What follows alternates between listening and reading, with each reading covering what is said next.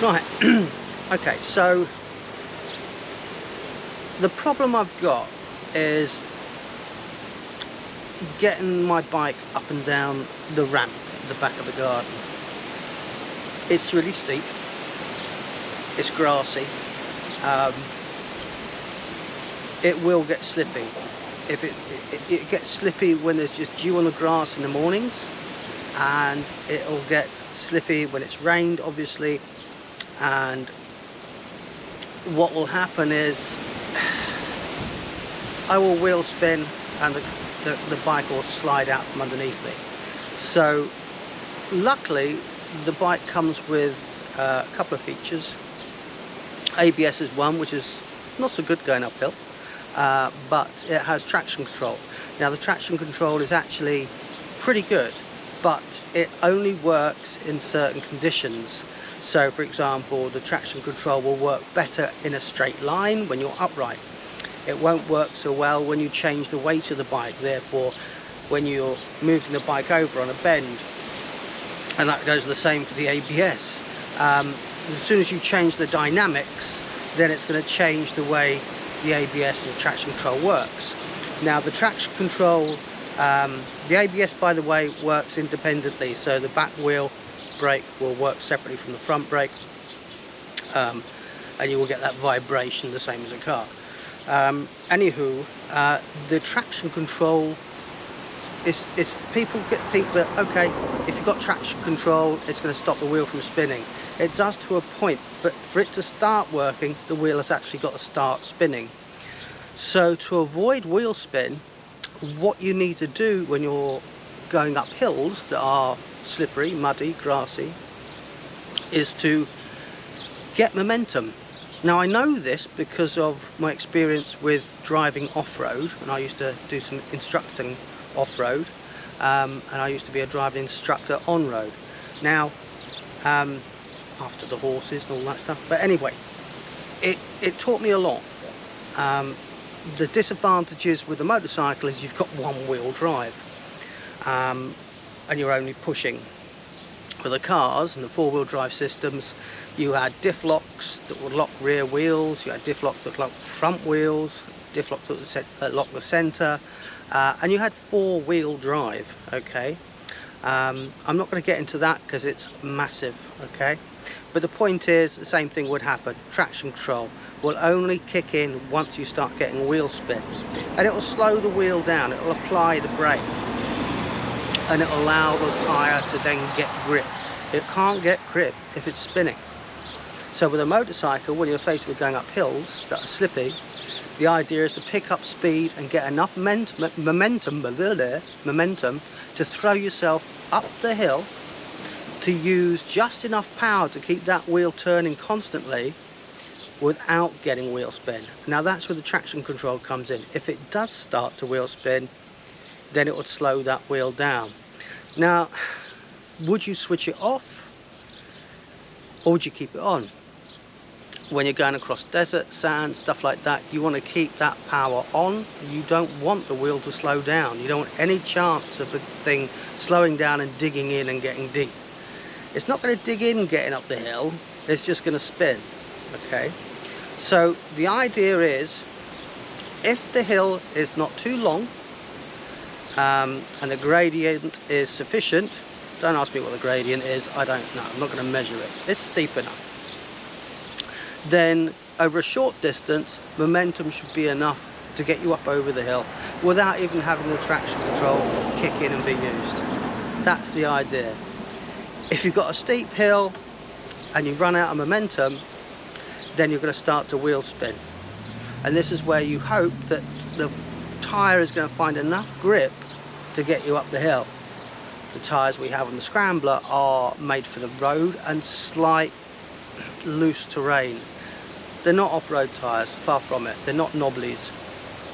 So what I'm going to do is have a little mess around with the settings on the bike and just see how it's going to cope. The ground is moist this morning. What a word, moist.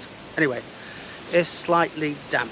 Okay, the wind is drying out quickly, but we'll see how it copes in the different modes. I will probably do it from a standstill, I will do it with momentum, and I will do it from halfway up. And now I'm going to show you the ramp. Oh, glad that's over. So this is the ramp. It doesn't look much from here, but I've got a little step just there where you can see some wood goes across. Don't want to hit the step there because it will come to a standstill and I will fall off. So I aim for that part there. So I've got a bit of a mound. I'll just back out here a little bit. Bit of a mound there. Nice easy slope.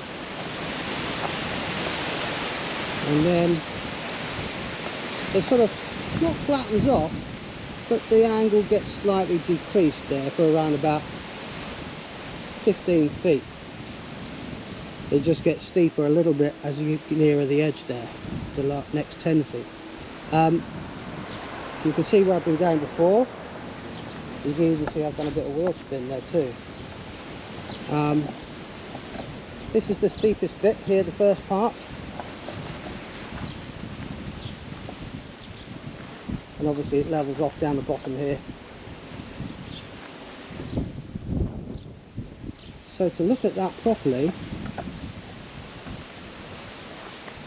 from down here, from head height, that's what it looks like. There's the bike. Lower this a bit. Excuse me for the jiggling. So there's the bike. Now from a bike's point of view, here it is. Okay. Bike ramp. So I don't want to fall off on it. I don't want to hurt myself on it. At some stage I will look to perhaps put some stone down, a nice wide path. But for the moment I'm just going to have fun with it. To a point. So I'll walk back up now. You can see how it goes up. A little bit of a level, then it goes up steeper. A lot steeper by the slab.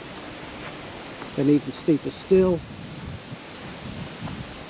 Just get over this little mound and it just flattens off a little bit here. Then it gets a bit steeper for the last sort of 10 feet over this mound. Then I'm up and I'm over.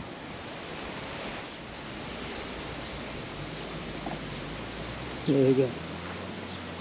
So I'm now going to look at the settings on the bike. That's the next thing. Okay, so I'm just going to switch it all on so you can see the modes. Okay, so at the moment you can see it's got just down here rain mode. Okay, so the traction control is going to allow for the minimum, absolute minimum of wheel spin up on the road there.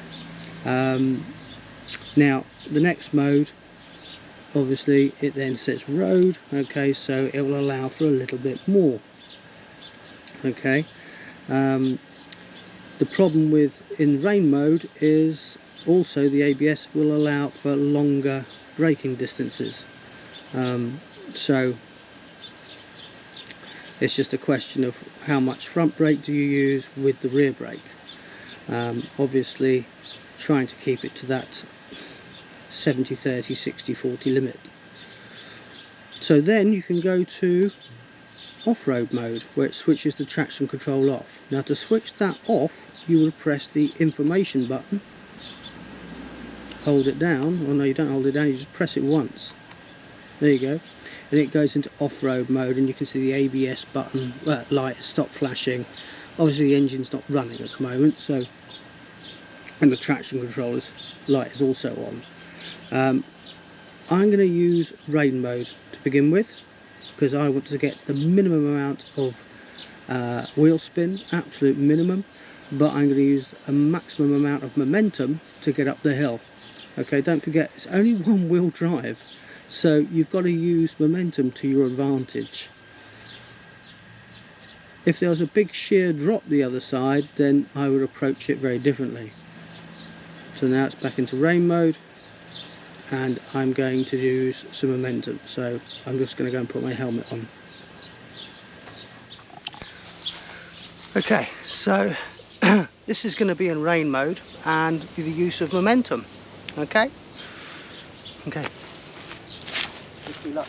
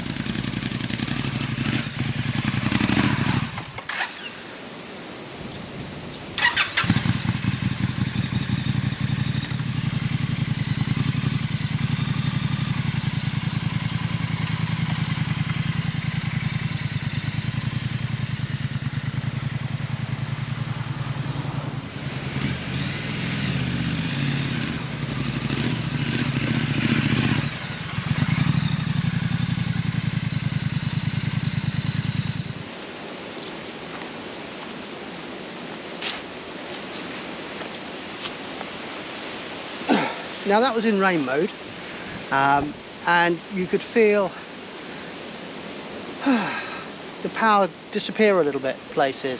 Okay, so what I'm going to do now for downhill, definitely off-road mode, I want full braking. Okay, if I want to lock that wheel up, I want to be able to do it. I don't want it to stop me. Okay, and it's that rear wheel that I want that maximum braking on. So off-road downhill, traction control uphill. It just felt sluggish, but it got me up the hill. I got to admit, I did come off the gas at one point. Felt like I had a little bit of wheel spin. That probably was the traction control kicking in.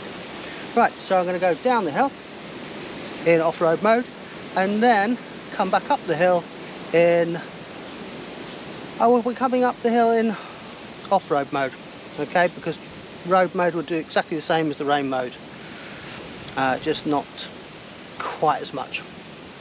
Okay, helmet back on.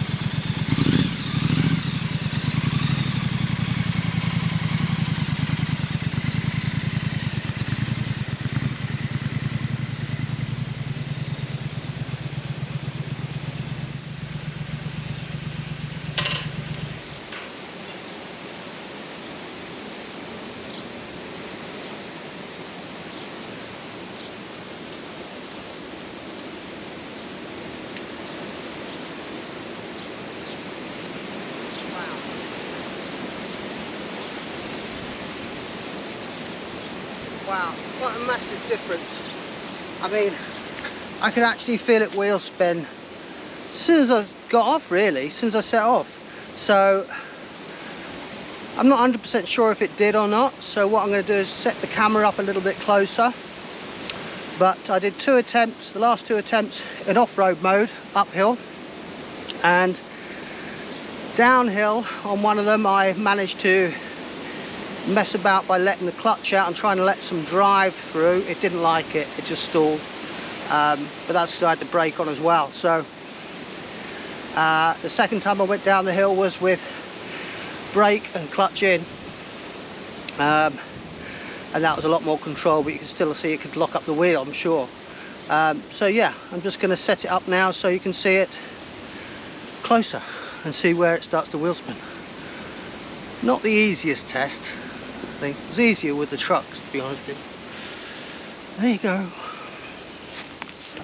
So the bike's actually on the line, but you can see actually I started wheel spinning right there, just a little bit, and that was in the off-road mode, and then wheel spun again there, and a few more times. Yeah, definite. Okay, but it was still good. I definitely felt I had a lot more power in off-road mode. Absolutely, stacks of it.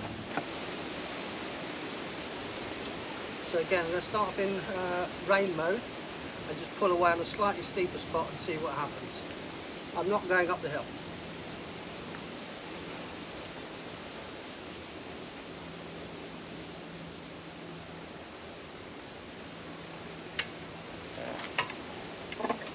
Down there.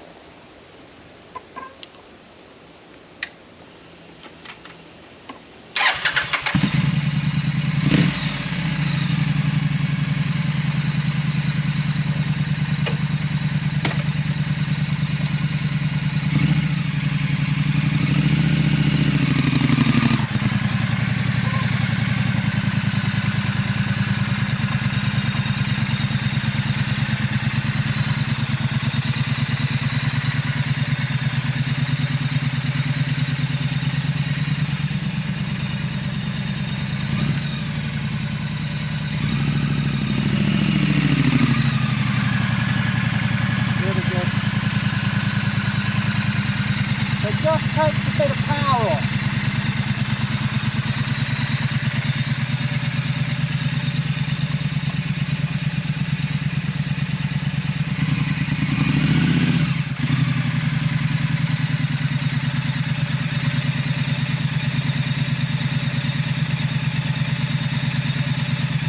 So now, this is an off-road mode, okay?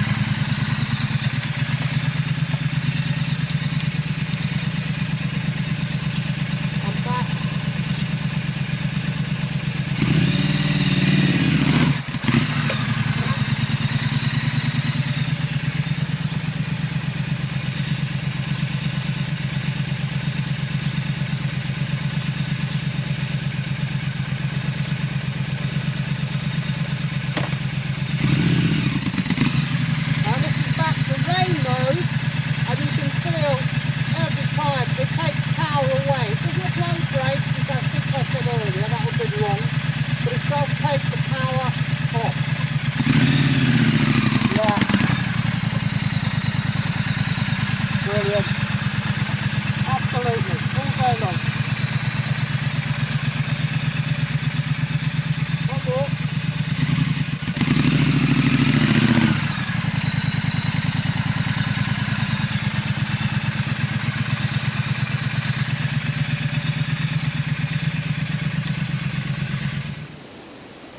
Oh my God. Wow. I haven't seen it back yet, but I know the difference was humongous. You could seriously feel the power in off-road mode really pick up quickly, and that definitely, there wasn't a lot I could do about that apart from play the clutch, but that again just make it wheel spin even further. The rain mode takes power off, doesn't apply the brake, making it get grip, because obviously the slower the wheel turns, the more it's going to find time to grip into the stone and bits of root, rather than loads of power and just wheel spin off. I hope that makes sense. Oh, and yeah, the exhaust does get a bit hot, but I forgive it. but only hot. It's not like it gets, you know, freezing cold or burning hot or anything. And a plus note is you don't need a seat warmer for the winter. That's it really. I hope that's of some help. Not the best of tests, but certainly helped me. So read the manual if you've got one. I'm sure you have. And it'll explain it a little bit more in there. And just remember, putting it in off-road mode isn't always the best scenario. You have to look at what sort of terrain it's best in for that. I would have thought sand, which is hence the name. Sandstorm, something in the name. Okay, right, that'll do I think. I've got to press stop, haven't I?